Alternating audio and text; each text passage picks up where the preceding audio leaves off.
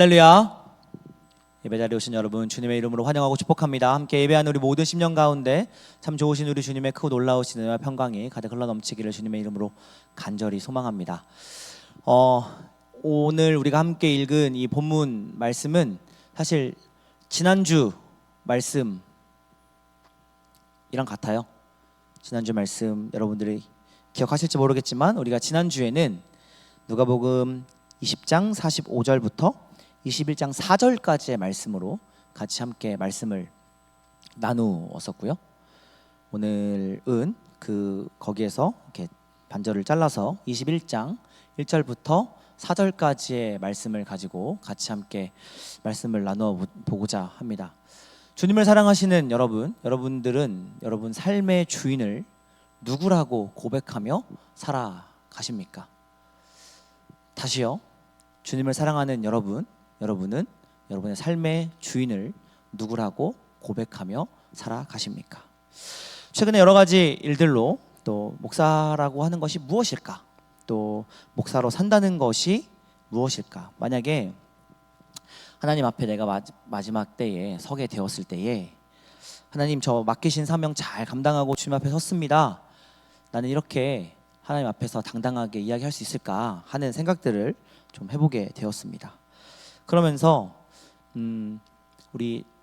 나는 또 말씀으로 우리 청년들을 잘 바르게 적합하게 적절하게 양육해 나가고 있는가, 또 청년 증인으로라고 하는 이런 표어를 가지고 2024년을 시작하면서 거의 이제 반절 정도를 우리가 달려왔는데, 과연 이 한 해의 반을 보내면서 우리 귀한 청년들이 말씀 앞에서, 하나님 앞에서, 또 우리 주님 앞에서 증인으로서, 목격자로서의 삶을 이렇게 충실하게 살아가고 있는가, 그것을 위해서 내가 잘 돕고 있는가 하고 하는 생각들을 한번 해보게 되었습니다.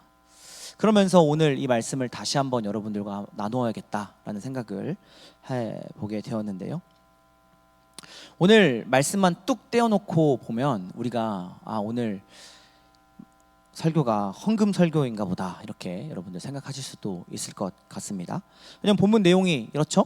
홀로 된 여인이 자기 전 재산인 두렙돈을 성전 헌금함에 넣었다. 그리고 그 모습을 보신 예수님께서 칭찬하셨다.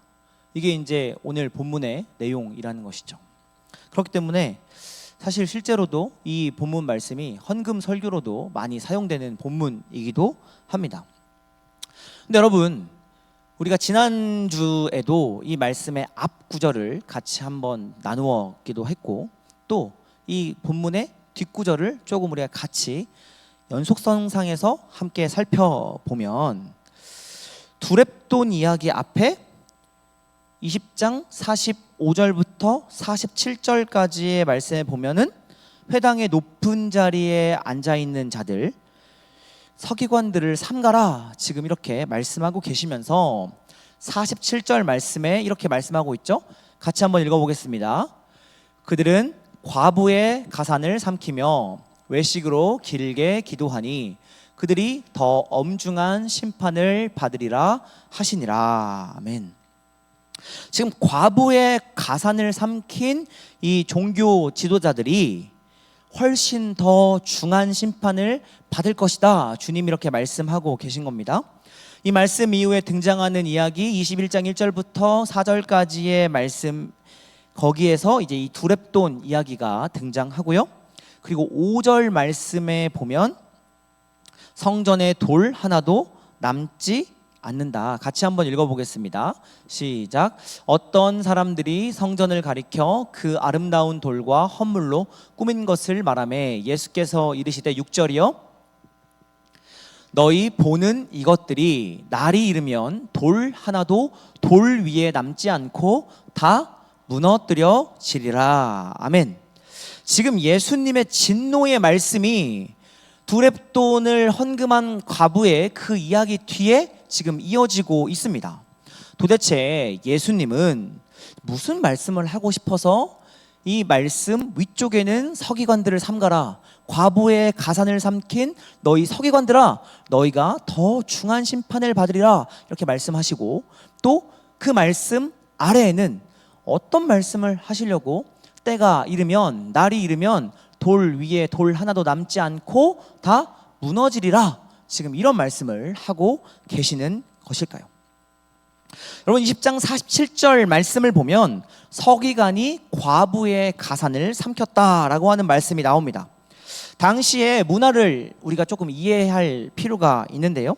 당시에 이 남편이 죽고 나서 이 형수 취사 제도가 있었는데, 형사 취수 제도가 있었는데, 그러니까 형이 빨리 이제 죽게 되면 형수를 자기 아내로 받아들이는 제도가 이스라엘 안에, 유대인 안에는 있었다라고 하는 겁니다. 그래서 그 종족이, 그 자식이 그 어떤 계보가 끊기지 않도록 하기 위한 어떤 그런 일로서 형사 취수 제도가 있었다라고 하는 것이죠. 그런데 그렇게 할 수 있는 동생도 없어요. 형이 그냥 외동이었는데, 예를 들어서 외동이었는데 죽게 되고 또 친족도 없는 경우, 그 재산을 어떻게 했냐면 성전 서기관들이 관리했습니다.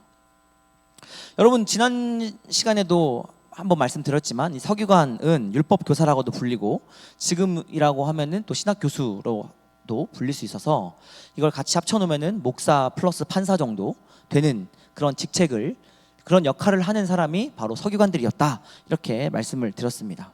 그런데 이제 이들이 사회적으로 보호받지 못하는 이 홀로 된, 과부가 된 이 여인들의 재산을 관리하면서 생활을 돕도록, 왜냐하면은 이걸 혹시 여인이 이 돈을 가지고 있으면 이 집에 남자가 없는 것을 알고 혹시나 도둑들이 밤에 이렇게 침범해가지고 돈을 다 가져가거나 할 수 있는 일들이 빈번하게 일어났었기 때문에 그거를 성전에서 이렇게 관리를 했었던 것이죠. 근데 문제는 뭐였냐면, 이렇게 잘 관리를 해주고 은행처럼 따박따박 이렇게 얼마를 갖고 있습니다, 이렇게 다 찍혀 있고, 뭐 이자가 얼마 붙었습니다, 얼마를 빼다 썼습니다, 뭐 이런 것들이 통장처럼 딱딱딱딱 찍혀가면은 괜찮을 텐데 그렇지가 않았다는 거예요. 성전의 기득권 그룹인 제사장들과 이 서기관들이 짝짝꿍을 이루고 결탁해가지고 그 재산을 자기가 쓰고 싶은 대로 마음대로 유용하면서부터 이제 문제가 일어나기 시작했던 것이죠. 그래서 이 가산을 삼켰다라고 말씀하고 있는 이 10장 47절의 말씀은 과부의 재산을 서기관들이 탈취하였다라고 하는 의미가 됩니다. 이것은 예수님 시대에 일반적으로 이렇게 당연시 되어 있었던 악법 중에 악법이었습니다. 예수님은 지금 이 악습을 지금 고발하신 후에 성전에서 사람들이 지금 어떻게 헌금하고 있는지를 유심하게 관찰하시기 시작합니다. 21장 1절 말씀에 보시면 예수께서 눈을 들어 부자들이 헌금함에 헌금 넣는 것을 보시고, 이렇게 말씀하고 있는데요. 이때 이 보시고라고 하는 이 단어가 그냥 이렇게 보는 거가 아니에요. 그냥 이렇게 본다, 이런 뜻이 아니라 딱 특정 지어놓고 뚫어지게 관찰한다라는 의미예요. 예수님께서 불과 몇 분 전까지만 하더라도 성전에서 여러 복음을 전하시고 이 말씀 저 말씀을 하시다가 갑자기 헌금함 앞에 딱 자리를 틀고 앉으셔가지고 이렇게 딱 보고 계신다라고 하는 거예요.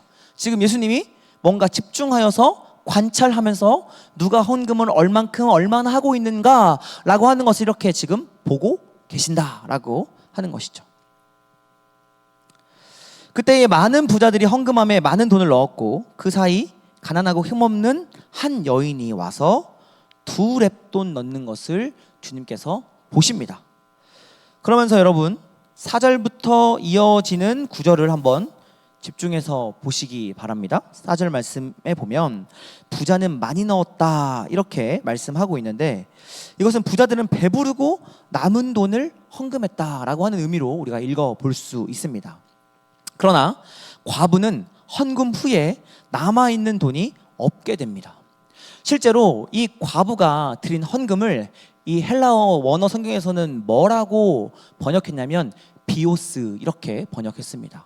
비오스가 뭐예요, 여러분? 여러분 요즘 잘 알고 있는 것처럼 이 바이오의 그 헬라적 표현이 비오스예요. 바이오, 생명, 생명에 관한 부분들이죠. 그러니까 지금 과부가 2렙돈 드린 것은 무엇을 드렸다라고 하는 거예요? 자기 생명을 드렸다. 자기 생명을 드렸다. 지금 이렇게 말씀하고 있는 것입니다. 여러분, 왜 이것이 생명일까요? 이때에 이 여인이 하루 동안 열심히 일해가지고 벌 수 있는 돈이 2렙돈이었습니다. 여인이 열심히 일해가지고 벌 수 있는 돈이 2렙돈.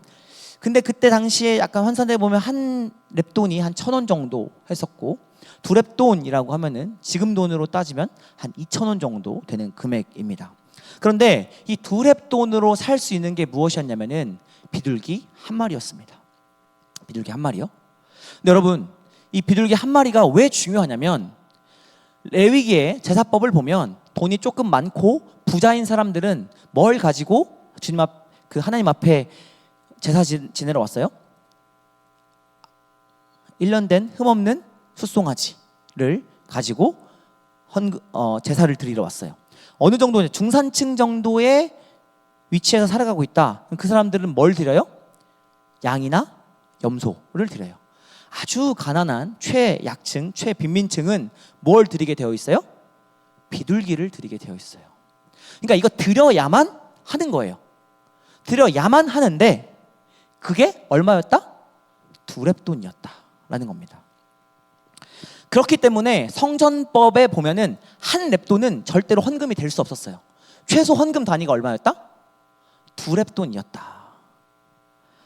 한 렙돈은 헌금할 수 없도록 원천 봉쇄가 되어 있었고 최소한 2렙돈을 넣어야 됐는데 그것이 바로 비둘기 한 마리 값이었다라고 하는 것입니다. 그런데 이것이 무엇이었다고요? 이 여인의 생활비 전부였다고요. 이 여인이 하루 종일 일해서 번 돈, 이거 가지고 식료품 가게 사가지고 이것저것 사가지고 밥을 먹어야 되는데, 먹고 살아야 되는데 그걸 못하고 자기 생명처럼 여겨지는 이 2렙돈을 성전에 드릴 수밖에 없었다라고 하는 것입니다. 왜 그렇게 우리가 볼 수 있냐면, 여기에서 지금 4절 말씀에 보면은 생활비 전부를 넣었느니라 지금 이렇게 말씀하고 있는데, 이 넣었다라고 하는 이 표현을 헬라어 원어에서 보면 넣었다, 이렇게 우리가 헌금 드리는 것처럼 이렇게 드리고 이렇게 그 헌금함에다가 헌금 넣는 것처럼 넣었다, 이게 아니라 이 넣었다라고 하는 단어는 어떤 단어냐면은 던졌다라는 거예요. 던졌다. 지금 이 여인이 무엇인가 자발적인 헌신과 또 봉사나 또 귀하게 여겨서 바쳤다라고 하는 의미보다는 어쩔 수 없이 드릴 수밖에 없어서 이거를 던지듯이 넣었다, 이렇게 우리가 읽어볼 수 있다라는 것이죠. 여러분, 이 여인은 지금 남편을 잃고 홀로 된 여인입니다. 홀로 된 여인이기에 그녀의 재산은 이미 성전에 다 빼앗긴 상태입니다. 던지다라는 표현으로 보았을 때, 그리고 이 여인의 모든 재산이 서기관들에게 빼앗겼다라고 하는 이 상황을 통해서 우리가 알 수 있는 것은 이 여인이 2렙돈을 어쩔 수 없이 헌금했다라는 말로 우리가 해석해서 볼 수 있습니다. 그런데 여러분, 왜 드릴 수밖에 없었을까요?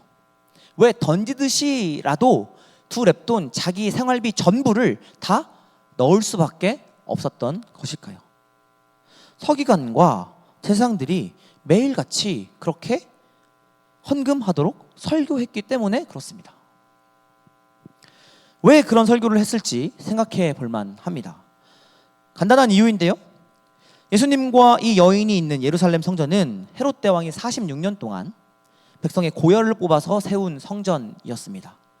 그런데 이 건축 자금이 만만치가 않았고, 이 건축 자금을 충당하기 위해서 이런 성전법을 만들었고, 이 법을 따르지 않으면 지옥에 간다, 이렇게 설교를 했던 것입니다. 여러분, 종교개혁 당시에도 이러한 문제 때문에 종교개혁이 일어났죠. 이제 어떠한 잘못을 했습니다. 어떠한 잘못을 해가지고 신부에게 찾아가요. 그래서 신부님, 제가 이런 잘못을 했습니다. 제가 이런 죄를 지었습니다. 어떻게 하면 제 죄가 용서받을 수 있죠? 이렇게 신부님한테 물어봤을 때 신부님이 저기 성당에 계단에 가서 한 계단 오를 때마다 주기도문을 10번씩 외우고 그 다음 계단을 올라가렴, 뭐 이렇게 하기도 하고, 너는 어디 들어가가지고 뭐 열흘 동안 금식하면서 참회 기도를 드리렴, 너는 어떤 고행을 하렴, 어떤 수행을 하렴, 그래야만이 너의 죄가 다 사하여질 수 있는 거란다. 뭐 이렇게 이제 뭔가 이렇게 미션을 준 거예요. 그 죄를 사하기 위해서. 그런데 그것을 하다가 너무 힘들거나 연로하여 가지고 아버지, 어머니, 할아버지, 할머니가 중간에 돌아가시는 경우가 생겨요.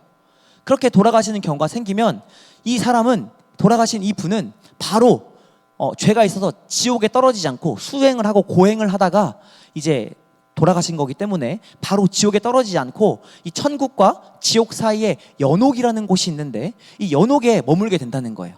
이 연옥에 머물게 되는데 이 연옥에 있을 때에 그 자손들이 대신해서 헌금을 하면, 대신해서 기도를 하면, 대신해서 성전에 예물을 바치면 그 예물이 그때 이제 동전이었을 때니까 독일의 굴덴이라는 동전을 썼잖아요. 이 굴덴 소리가 떨어지는 그 소리를 들을 때에 그 소리가 더 크게 들릴수록, 그러니까 동전이 와르르르 이렇게 떨어질 때 그 소리를 듣고 연옥에 있던 사람이 천국으로 올라간다. 뭐 이렇게 이제 가르쳤던 거, 말도 안 되는 소리인데 그때는 그렇게 가르쳤어요. 성전의 지도자들이, 종교 지도자들이 그렇게 가르치고 말씀을 실제적으로 자기가 읽을 수 있는 능력이 없었으니 그렇게 가르치는 걸 고지고대로 믿을 수밖에 없었던 것이죠. 그래서 루터의 종교개혁이 거기서부터 시작되었던 거지.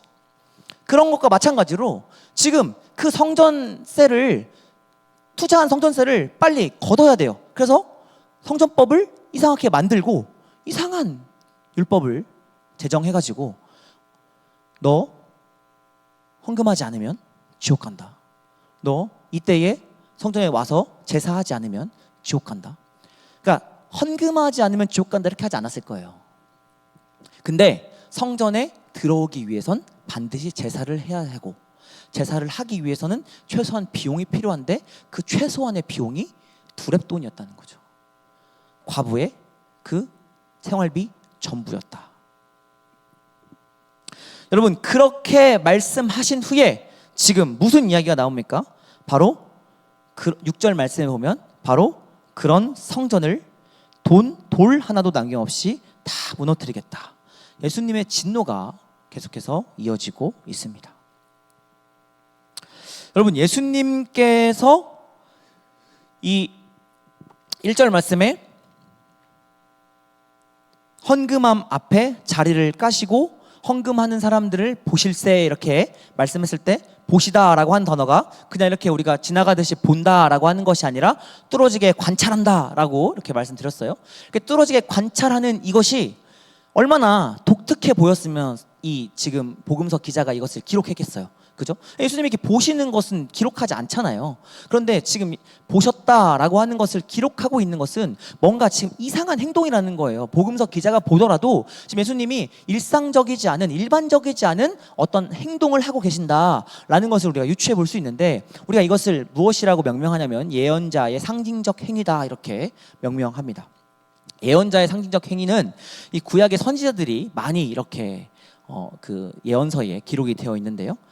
그 이사야도 3년 동안 벌거벗고 다니면서 이렇게 지냈고, 호세야도 음란한 그 고멜과 결혼해서 이렇게 살기도 했고요. 이 예레미야는 어떻게 했어요? 새 그릇을 다 샀다가 막 깨트리는 이상한 행동을 벌이기도 하고요. 에스겔은 또 어떻게 했어요? 머리와 수염을 다 깎고 왼쪽으로 390일 동안 누워있고 또 오른쪽으로 40일 동안 이렇게 계속 누워있고 하는 그런 이상한 행동들을, 괴팍해 보이는 행동들을 이렇게 보였다라고 하는 것이죠. 이것을 우리가 예언자의 상징적 행위다 이렇게 이야기를 하고 있는데, 거기에는 무엇인가 메시지가 있고 무엇인가 하시고자 하시는 말씀이 있기에 이것이 성경 가운데 남아있고 이것이 우리에게도 여전히 전달되고 있고 의미가 있으니 우리에게 전달되고 있는 것이고, 그러면 그 의미가 무엇인가라고 하는 것에 대해서 우리가 한번 생각해 볼 필요가 있다라고 하는 것이죠. 예수님이 헌금함을 뚫어지게 관찰하시는 진짜 목적은 누가 얼만큼 돈을 많이 내는가, 누가 부자인가, 그래서 내가 저 부자랑 친하게 지내야겠다. 내가 지금 돈이 좀 없는데 헌금 많이 내는 저 친구랑 좀 친하게 지내서 내가 제자들도 12명 데리고 다녀야 되는데 너무 힘들어. 애들 너무 먹개비들이야. 막 너무 먹어. 먹이려면 돈이 필요해. 해가지고 이 부자들이랑 같이 친하게 지내야겠다. 뭐 이런 것으로 예수님이 보시지 않았겠죠. 예수님이 헌금함을 뚫어지게 관찰했던 목적은 성전이 해야 할 기능, 제사장이 해야 할 기능, 서기관들이 해야 할 기능, 이것들이 바르게 수행되고 있는지를 확인하시기 위함이었다라는 것입니다. 여러분, 성전이 무엇입니까? 예수님은 성전을 가리켜 기도하는 집이라고 말씀하셨습니다. 하나님을 만나서 깊은 교제를 하는 곳, 그곳이 바로 성전입니다. 그 집에서는 누구도 소외될 수 없는 것이죠. 부한 자나 가난한 자나 있는 자나 없는 자나 지식 있는 자나 배우지 못한 자나 할 것 없이 누구나 평등하게 하나님 앞에 나와 자신의 마음을 아뢰 수 있는 곳, 그곳이 바로 성전이고 오늘날의 교회입니다. 누구나 하나님 앞에 들어와 안식할 수 있어야 하는 곳이 바로 교회라는 것입니다. 성전 안에 들어온 사람들은 누구든지 하나님의 따뜻한 품을 누릴 수 있고, 우는 자의 눈물이 닦여지는 곳이어야 하고, 또 병든 자에게는 건강의 희망을 만들어주는 곳이고, 배고프고 가난한 자를 착취하는 곳이 아니라 배불리 먹고 살아갈 힘을 만들어내는 곳이며, 또 죽음을 직면한 자가 영생의 소망을 만들어 돌아가는 길이 바로 성전, 교회라는 곳입니다. 그런데 예수님이 들어가신 그 예루살렘 성전은 본래의 기능이 완전히 사라져버린 이 황무지와 같은 곳이었습니다. 오직 한 가지, 서기관과 제사장의 배를 불리고 권력과 기득권을 유지하는 데만 집중되기 위하여서 지금 한 여인의 생명, 그 생명을 빼앗아가는, 과부의 가산을 집어삼키는 행동들을 하고 있었다라고 하는 것입니다. 그렇기 때문에 예수님께서는 헌금통 앞에 자리를 깔고 앉으셔서 눈을 부릅뜨고 헌금 내시는 것을 바라보셨다라고 하는 것입니다. 그리고서 그곳을 나오면서 제자들에게 일갈하시죠. 우리 21절 6절 말씀 다시 한번 읽겠습니다. 21절 6절 말씀 한번 띄워주세요. 시작. 너희 보는 이것들이 날이 이르면 돌 하나도 돌 위에 남지 않고 다 무너뜨려지리라. 아멘. 무슨 말씀입니까? 성전으로 서 있지 못하는 너희 성전아, 날이 이르면 돌 하나도 돌 위에 남지 않고 다 무너질 것이다. 주님이 지금 이렇게 경고하고 있는 것입니다. 성전의 기능을 다하지 못하는 성전아, 네가 곧 무너지리라. 그렇게 오늘 본문 말씀은 예수님께서 종교 지도자들과 성전으로서의 역할을 충실히 수행하지 못하는 자들을 향한 고발의 말씀이라고 읽을 수 있습니다. 1차적으로 저를 향한 말씀입니다. 1차적으로 저와 같은 목회자들을 향한 말씀이라고 볼 수 있습니다. 자, 그러면 여러분들 조금 이 말씀에서 우리가 한 발짝만 더 들어가 보겠습니다. 그러면 이거는 결국에는 그러면 목사님들에게 하시는 말씀이네. 결국에는 이 교회에 하는 말씀이네. 어떤 제도로서의 교회, 어떤 기능으로서의 교회, 이런 교회에 하시는 말씀이구나. 그러면서 그렇구나 하고 우리가 이 말씀을 그냥 넘어가 버릴 수도 있을 텐데요. 과연 그냥 그렇게 이 말씀이 멈추어 버린 것일까요? 그러나 여러분, 우리가 조금 더 생각해 보면 고린도전서 3장 16절에 이렇게 기록되어 있습니다. 같이 한번 읽겠습니다. 너희는 너희가 하나님의 성전인 것과 하나님의 성령이 너희 안에 계시는 것을 알지 못하느냐. 아멘. 주님은 우리에게 지금 무엇이라고 말씀하고 있습니까? 우리에게 지금 네가 바로 성전이다, 이렇게 말씀하고 계십니다. 성전을 향하여서 네 기능을 똑바로 하지 못하는 성전아, 네가 날이 이르게 되면 돌 위에 돌 하나도 남기지 않고 무너지리라. 지금 이렇게 말씀하고 계시는데 그것을 지금 누구에게 하고 계시는 말씀이라는 거예요? 바로 저와 여러분에게요. 주님을 품고 살아가는, 하나님을 모시고 살아가는 성전으로서의 나에게 지금 우리 주님께서 경고하고 계시다라고 하는 것입니다. 주님은 우리에게 네가 바로 성전이다, 기억해라 말씀하고 계십니다. 누구누구누구야, 누구누구누구야에 여러분의 이름을 넣어서 한번 들어보십시오. 누구누구야, 성전으로서 네가 제대로 기능하지 않는다면, 하나님을 모시고 사는, 하나님을 삶의 주인으로 모시면서 하나님을 삶의 주인으로, 하나님을 모든 것 이상으로 두려워하며 모든 것 이상으로 사랑하며 모든 것 이상으로 하나님을 신뢰하지 않는다면 돌 위에 돌 하나도 남지 않고 무너지리라, 이렇게 말씀하고 계신 겁니다. 그러니까 여러분, 오늘 말씀은 무엇을 지금 말씀하고 있는 거예요? 네 삶의 주인이 누구냐, 이것을 우리에게 물어보고 계신 겁니다. 하나님을 사랑하는 너희들을, 네 삶의 주인이 누구냐, 이것을 지금 우리에게 물어보고 계십니다. 여러분, 우리가 주일을 지켜요. 그리고 일주일에 한 번 교회에 나와가지고 주일에 예배를 드립니다. 일주일 168시간 중에서 1시간을 구별하여서 하나님 앞에 드립니다. 물론 우리 청년 예배는 1시간이 좀 넘어요. 한 1.5시간 정도를 드려요. 이것은 여러분 무엇을 의미하는 거예요? 제가 원래 168시간이 다 4시간인데 원래 다 내 건데 그 중에서 1시간 반 하나님께 드립니다, 이거예요? 하나님을 우리가 우리 삶의 주인으로 여긴다라고 한다면 이 모든 것이 다 하나님의 것일 텐데, 그죠?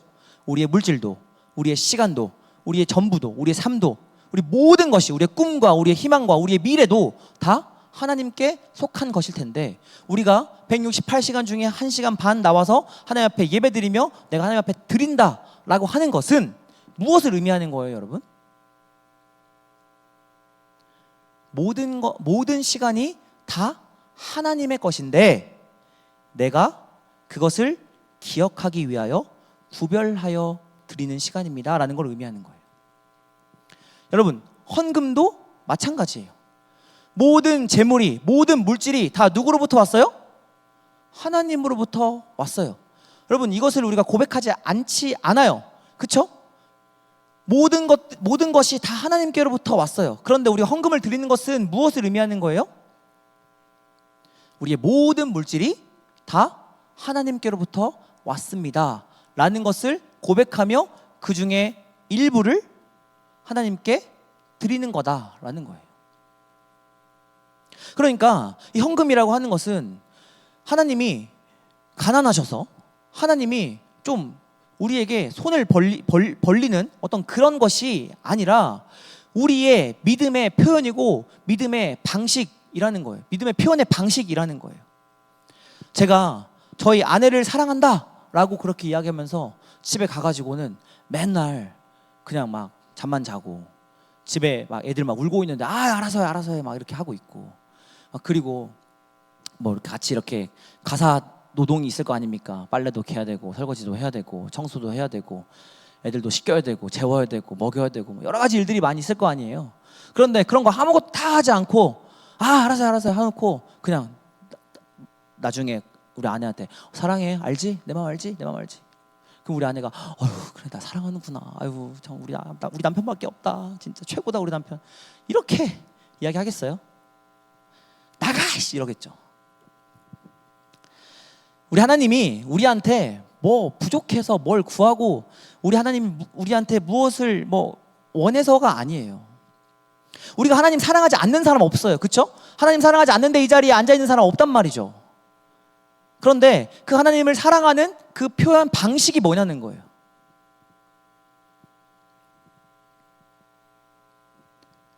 그것이 우리가 주일에 이 자리에 나와서 예배 드리는 거죠. 불가피한 상황 아니면 우리의 몸을 일으켜 세워서 덥지만 땀나지만 온라인으로 예배할 수 밖에 없는 상황일 수도 있겠지만 그래도 이 자리에 나와서 굳이 시간을 구별하여 하나님 앞에 드리는 것, 굳이 우리가 우리의 것을 떼어서 구별하여 하나님께 드리는 것, 이것이 우리가 이 모든 것이 다 하나님 것입니다. 이 모든 것이 다 하나님께로부터 왔습니다. 모든 것이 다 하나님께 속해 있습니다 라고 하는 믿음의 고백, 그 표현이라는 것이죠. 헌금을 많이 하고 적게 하고가 중요한 것이 아니라 과연 우리는 우리 삶의 주인으로 하나님을 고백하고 있느냐?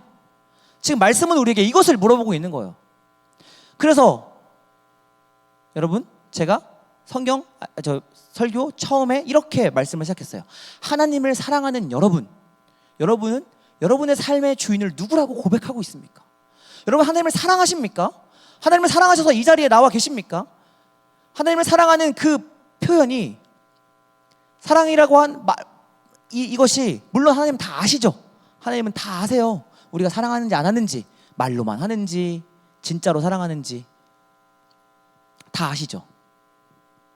그렇지만 하나님을 사랑하는 우리가 그 마음을 어떻게 표현할까에 대한 고민이 바로 헌금일 수 있고요, 또 시간을 구별하여 주님 앞에 나오는 예배일 수 있고요, 우리의 헌신일 수 있고요, 봉사일 수 있고요, 우리의 교제와 사귐일 수 있다라고 하는 것이죠. 무엇을 하든지 어느 것보다 무엇보다도 하나님을 두려워하고, 다른 것 이상으로 하나님을 사랑하고, 다른 것 이상으로 하나님을 경외하는 모든 사람들, 그 사람들은 무엇을 요청받아요? 어떻게 하나님을 내 삶 속에서 사랑하고 있는지에 대한 그 고백, 그 표현을 요청받는다라고 하는 것이죠.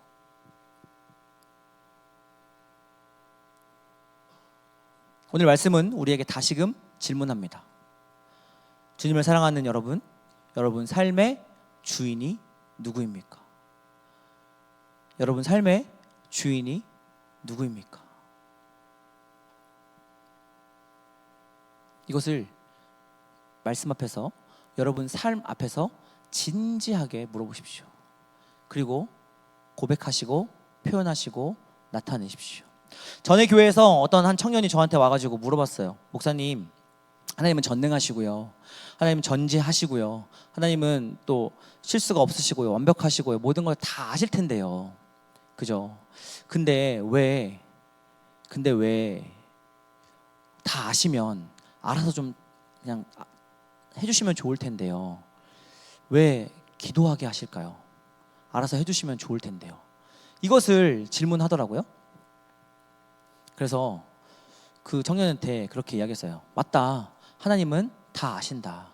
하나님은 전능하시고 전지하시고 실수가 없으시고 부족함이 없으셔서 모든 것들을 다 아신다. 그런데 네가 모르지 않냐? 어떤 일이 벌어졌을 때 기도하지 않고 하나님이 알아서 모든 것들을 다 해주셔가지고 그 일이 일어났으면 그것이 하나님의 일하심이고 역사하심인지 아니면 우연으로 일어난 일인지 네가 모르지 않냐? 그러니 하나님의 일하심인 것을 우리가 분명하게 고백하기 위해 기도해야 한다. 그런 이야기를 같이 나누었던 기억이 있습니다. 여러분, 하나님을 우린 다 사랑해요. 다 사랑해요. 정말로. 그죠? 누구한테 보일 필요 없어요. 내가 얼마나 하나님 사랑하는지 누구한테 보이라는 게 아니에요. 우리 다 하나님 사랑해요. 그런데 정말 하나님 사랑하면요, 그게 나타나고 드러나게 돼 있어요. 그 표현이 중요하다는 거예요. 말씀은 우리에게 이것을 요청하고 있다. 주님을 사랑하는 여러분 삶의 주인이 누구인지 말씀 앞에서 다시금 물어보는 귀하고 복된 한 주 될 수 있기를 주님의 이름으로 간절히 소망합니다. 같이 우리 찬양하고 기도의 자리로 나가겠습니다.